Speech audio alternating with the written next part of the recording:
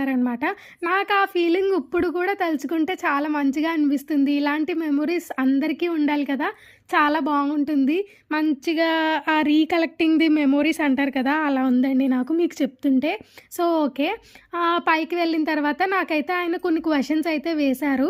ఆ క్వెషన్స్‌కి నేను ఒక్క జవాబు గూడా ఇవ్వలేదనమాట. అంటే కొట్టడమే తప్పితే మాట్లాడడానికి మాటలు రాలేదు నాకు. ఎందుకంటే భయం వేసింది బాగా. ఎలా మాట్లాడాలి అని ఏం అర్థం కాలేదనమాట. సో, ఇంకా 5 మినిట్స్ మాకిచ్చేసారు వాళ్ళు. 5 మినిట్స్ తర్వాత మళ్ళీ వచ్చేసారనమాట. ఇంకా కిందకొచ్చేయండి అని చెప్పి. సో, ఇంకా ఏమన్నారంటే, "అమ్మాయి నచ్చిందా?" అని అడిగితే, "నేను తర్వాత చెప్తాను. తనసలు నాతో ఏం మాట్లాడలేదు" అని చెప్పారు మా హస్బెండ్.